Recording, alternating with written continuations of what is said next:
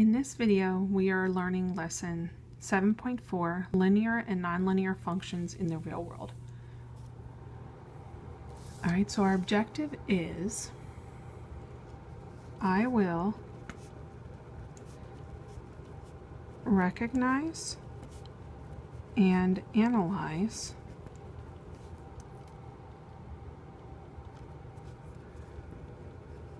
linear and nonlinear functions in the real world.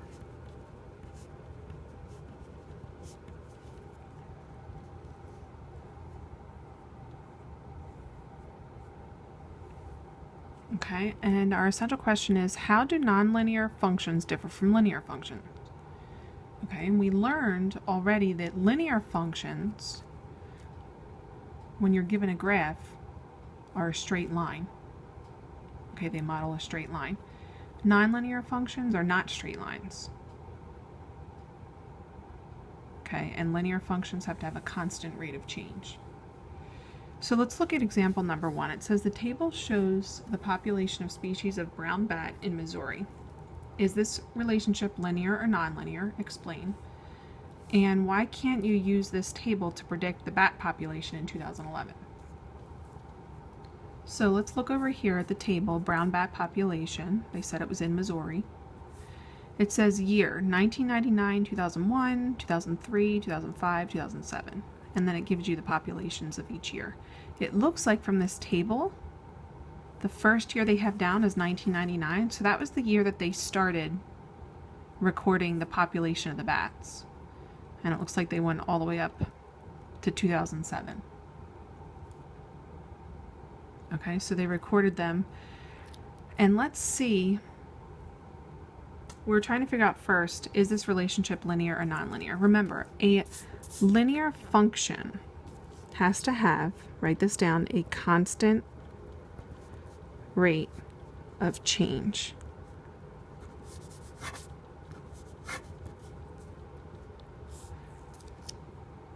All right, and remember, when you're given a table, the way that you know if something has a constant, or the way that you know what the rate of change is you have to take the change in output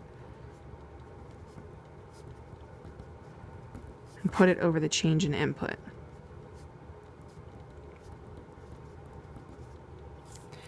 All right, just like the output is your y values and the input is your x values. It's like the rise over the run, the change in output over the change in input, because the rate of change, remember, is like the slope. So here we have the years are the input. That's like your x values, and the population is your output. Go ahead and copy this down. That is your y values. All right, because the population depends on the years. It's like the years are the cause, the population is the effect. The years happen first. Time has to happen before you have a population. All right, so the years are the input, the population is the output. So now we have to figure out the change in output and the change in input to see if it's constant. Well, like we said, they started in 1999 and then they recorded again in 2001. So that was 2 years later. From 2001 to 2003, you're adding on 2 more years. 2003 to 2005, you're adding on 2 years, and then 2005 to 2007, every 2 years. So it looks like they recorded the population every 2 years. So the change in input is the same. Let's check the population now, the change in output, to see if it's the same. Notice the first recording in 1999, it was 19,900 bats. But then in 2001, it went down to 13,000. So the change there was minus 6,900. Then it went from 13,000 up to 14,100, which the change is 1,100 adding on. So here, the change in output is already not constant. First, the bat population went down 6,900, then it went back up 1,100. Then from 14,100 to 9,900, The change there is minus 4,200. So here the bat population went down again. And then from 9,900 to 8,600, the bat population went down again. It went down 1,300. As you can see that the change in output is not constant. Therefore, the rate of change is not constant. So,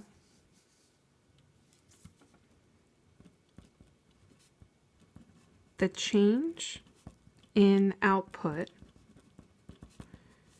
is not constant,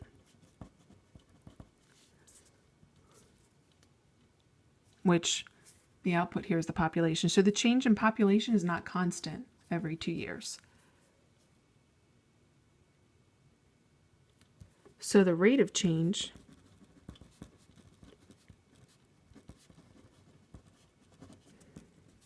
is not constant. Which means, to answer this, is the relationship linear or non-linear? Therefore,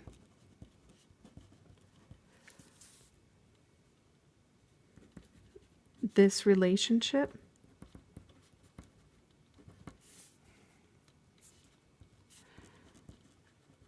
between years and population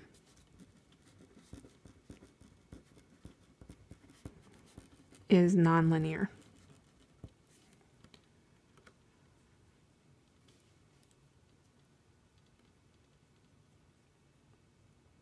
Okay, because again, the change in population is not constant.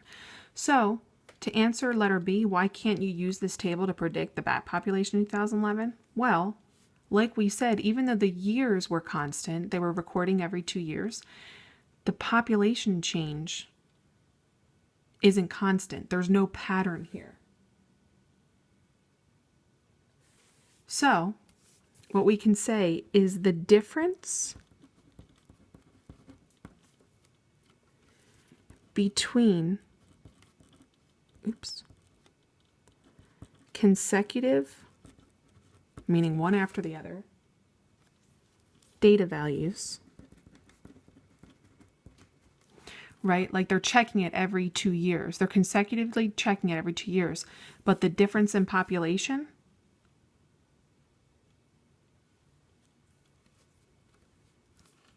it doesn't show. So these data values don't show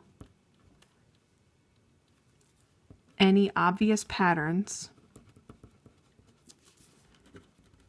right? Because it's not the same each time. So you can't use this to predict future bat populations.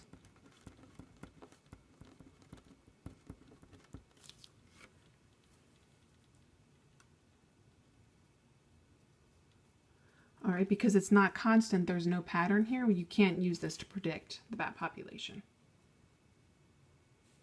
All right, after you finish copying these notes, go ahead and go on to example number 2. And then you have one got it after that.